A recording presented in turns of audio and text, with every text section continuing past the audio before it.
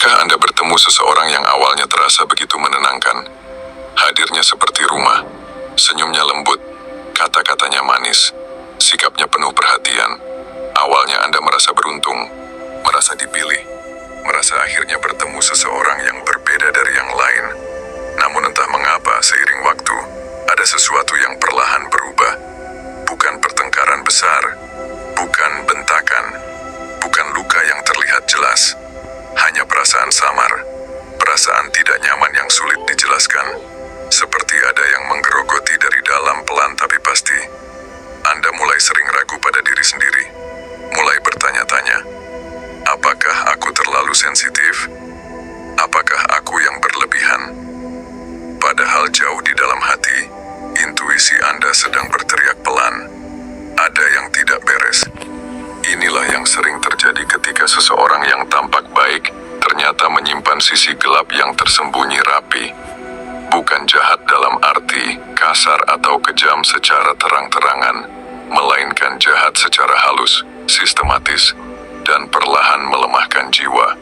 Orang seperti ini jarang dikenali di awal, karena mereka tahu betul bagaimana tampil menawan, bagaimana menjadi apa yang Anda butuhkan, bagaimana membaca kekosongan Anda lalu mengisinya, hanya untuk menguasainya nanti.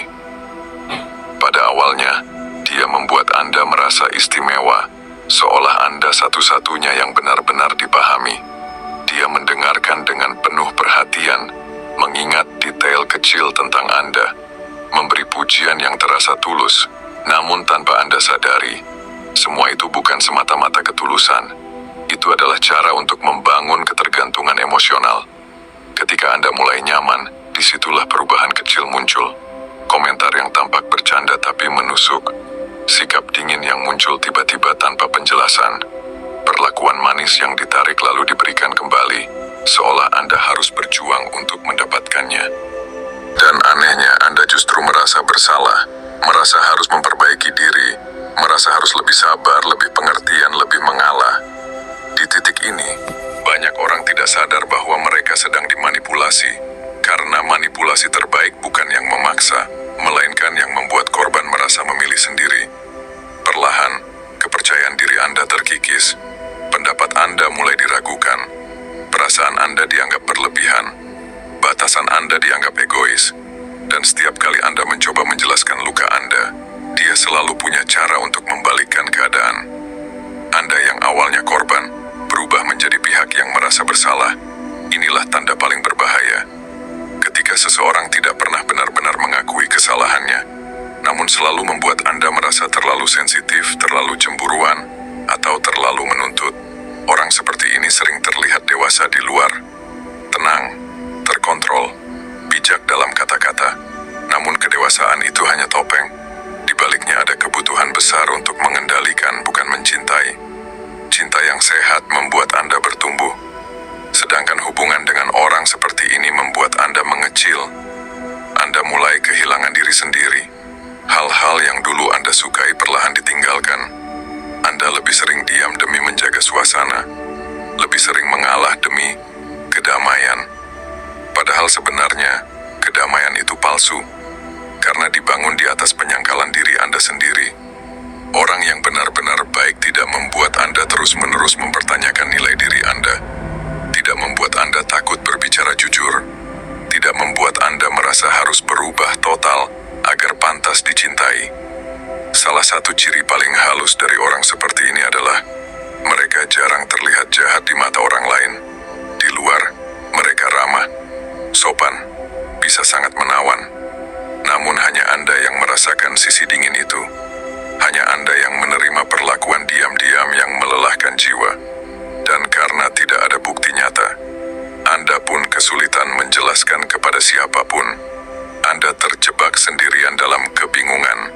Disinilah banyak orang bertahan terlalu lama, berharap suatu hari dia berubah, berharap versi awal yang manis itu kembali, padahal yang terjadi sebenarnya sederhana tapi menyakitkan. Versi manis itu hanyalah alat, bukan jati diri. Orang yang tulus mungkin bisa menyakiti tanpa sengaja, namun mereka mau mendengar, mau memperbaiki, mau bertanggung jawab. Sedangkan orang yang manipulatif akan selalu punya pembenaran, selalu merasa benar, selalu menjadi korban dari situasi. Jika Anda terus merasa lelah secara emosional setelah bersamanya, jika Anda merasa kehilangan cahaya dalam diri, jika Anda lebih sering menangis diam-diam daripada merasa aman, maka bukan Anda yang lemah, bukan Anda yang berlebihan. Anda hanya berada di tempat yang salah, bersama orang yang salah. Kesadaran ini sering datang terlambat, namun lebih baik terlambat daripada tidak sama sekali. Karena saat Anda mulai memilih diri sendiri, perlahan kabut itu akan menipis. Anda akan kembali mengenali suara hati Anda, kembali merasa hidup, kembali merasakan damai yang tidak perlu diperjuangkan. Ingatlah satu hal penting, cinta sejati tidak membingungkan, tidak melelahkan jiwa, tidak membuat Anda kehilangan diri sendiri. Orang yang benar-benar baik tidak sempurna, tetapi kehadirannya membuat Anda merasa cukup, bukan merasa kurang. Jika hari ini Anda sedang berada di persimpangan, jangan abaikan intuisi Anda, karena seringkali yang Anda sebut perasaan aneh itu adalah jiwa Anda yang sedang berusaha melindungi Anda. Dan ketika Anda berani mendengarkannya, itulah awal dari kebebasan yang sesungguhnya. Dan seringkali yang paling menyakitkan bukan saat kita ditinggalkan, tapi saat kita masih bersama seseorang, namun merasa sendirian. Anda duduk bersebelahan, namun hati terasa jauh. Anda berbicara, namun seolah tidak pernah benar-benar didengar. Setiap kali Anda ingin jujur tentang perasaan Anda ragu, takut suasana berubah, takut dianggap drama, takut dianggap berlebihan. Akhirnya Anda memilih diam, dan diam itu pelan-pelan mengubah Anda. Anda yang dulu ceria, jadi lebih pendiam. Anda yang dulu yakin pada diri sendiri, jadi sering meragukan keputusan sendiri. Bahkan untuk hal kecil, Anda mulai bertanya pada dirinya, menurut kamu aku salah ya? Di titik ini, Anda mungkin belum sadar, tapi sebenarnya Anda sedang kehilangan kendali atas hidup Anda sendiri. Orang seperti ini tidak perlu memukul atau membentak. Mereka cukup membuat Anda merasa tidak cukup baik, tidak cukup sabar, tidak cukup dewasa. Dan anehnya, semakin Anda berusaha memperbaiki diri, semakin Anda merasa gagal, karena standar itu terus bergeser. Hari ini Anda sudah mengalah, besok masih dianggap kurang. Hari ini Anda diam demi damai, besok Anda disalahkan karena terlalu dingin. Apapun yang Anda lakukan, selalu terasa salah. Hubungan seperti ini melelahkan bukan karena konflik besar, tapi karena perang kecil di dalam kepala Anda sendiri. Anda terus memikirkan kata-katanya, terus mengulang kejadian, terus bertanya, seandainya tadi aku ngomongnya beda. Padahal masalahnya bukan di cara Anda berbicara. Masalahnya ada pada orang yang tidak pernah benar-benar mau memahami. Orang yang tulus saat Anda terluka, dia berhenti dan mendengarkan. Orang yang manipulatif saat Anda terluka, dia sibuk membela diri. Dan jika Anda perhatikan baik-baik, dia jarang meminta maaf dengan tulus. Kalaupun meminta maaf, selalu diikuti alasan atau diakhiri dengan kalimat, "Ya sudah, aku minta maaf kalau kamu tersinggung." Bukan karena dia menyesal, tapi karena dia ingin situasi cepat selesai tanpa berubah apa-apa.